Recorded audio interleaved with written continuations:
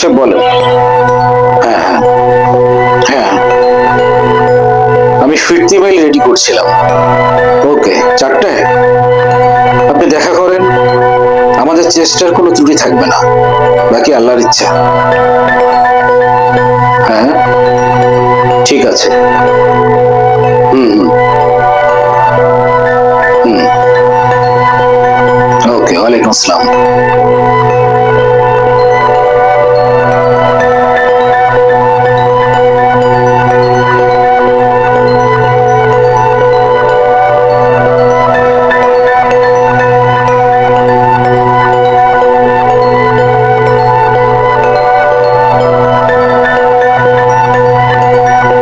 বাবাজি, তোমার বিপদের কথা শুনে ছুটে এলাম। কি হয়েছে বলো তো দেখি।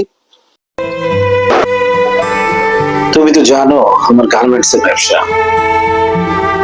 অনেক কষ্ট করে একটা চালান জাপানের জন্য রেডি করেছিলাম। সততার সাথে কম্প্রোমাইজ করিনি, কিন্তু হলো না। কারা কি করলো, কেন এরকম হলো বুঝতে পারছি না। বন্ধুদের কাছ থেকে ধার করেছি, ব্যাংক থেকে ঋণ নিয়েছি। ব্যাংক তার পেমেন্টের জন্য চাপ দিচ্ছে। ভেবেছিলাম এই চালানের পরে বেশ কিছু টাকা লাভ হবে আমার, কিন্তু এরকমটা হবে ভাবিনি। আমার ব্যবসায়িক জীবনে এরকম দিন আর কখনো আসেনি। এত বড় ধাক্কা খাবো ভাবিনি কখনো। সারা জীবন সুনামের সাথে ব্যবসা করেছি, কখনো কারো ক্ষতি করিনি।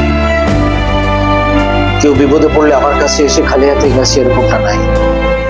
আমি আমার যথাসাধ্য চেষ্টা করেছি। আত্মীয় হোক, স্বজন হোক, দূরের মানুষ হোক, কাছের মানুষ হোক, সবসময় তাদের পাশে দাঁড়ানোর চেষ্টা করেছি। কিন্তু আল্লাহ তাআলা আমাকে এত বড় পরীক্ষার মধ্যে ফেলেছেন, আমি আসলে কোনো কুল কিনারা পাচ্ছি না। সবাই টাকার জন্য চাপ দিচ্ছে, কারো কাছে আর হাত পাততে ইচ্ছে করে না।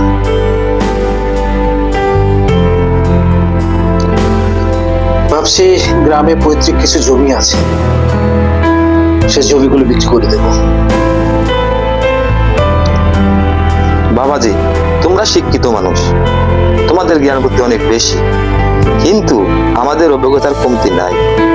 সারা জীবন মানুষের উপকার করেছো, যাদের উপকার করেছো আজ তারা সকলেই কোটিপতি। জমিগুলো বেচার আগে একবার তাদের সাথে যোগাযোগ করে দেখো। তোমার বাবার অনেক শখের জমি, এই জমি চলে গেলে আর ফিরে পাওয়া যাবে না। হায় রে জমি, এই জমিতে কি যার নাই সেই বুঝে।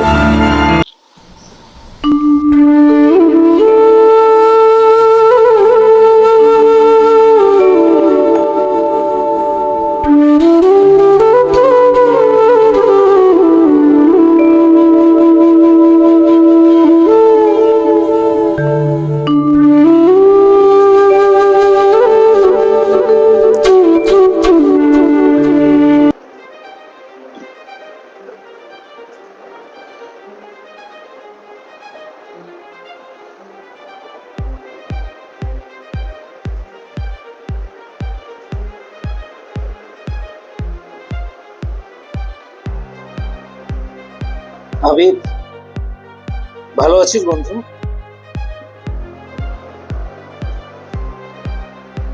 এই তো চলছে।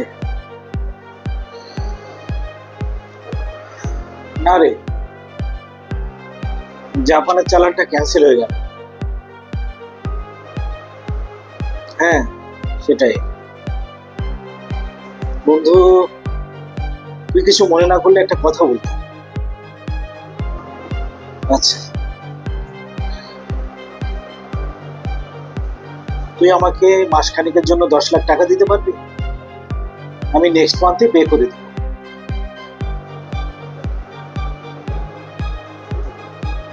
ও আচ্ছা।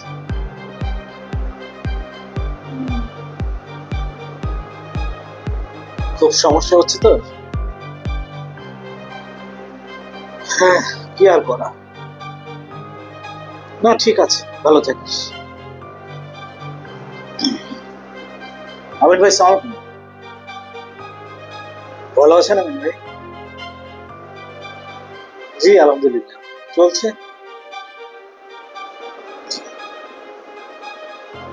তো আপনি ব্যস্ত থাকেন তাই ফোন দেওয়া হয়।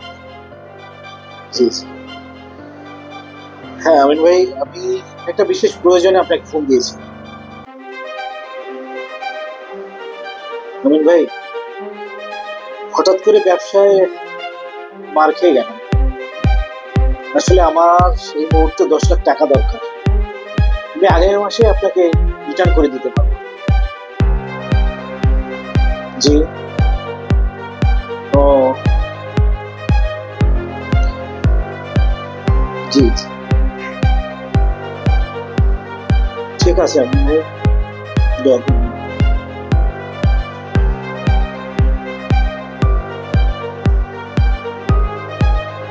কেউ সাড়া দিচ্ছে না।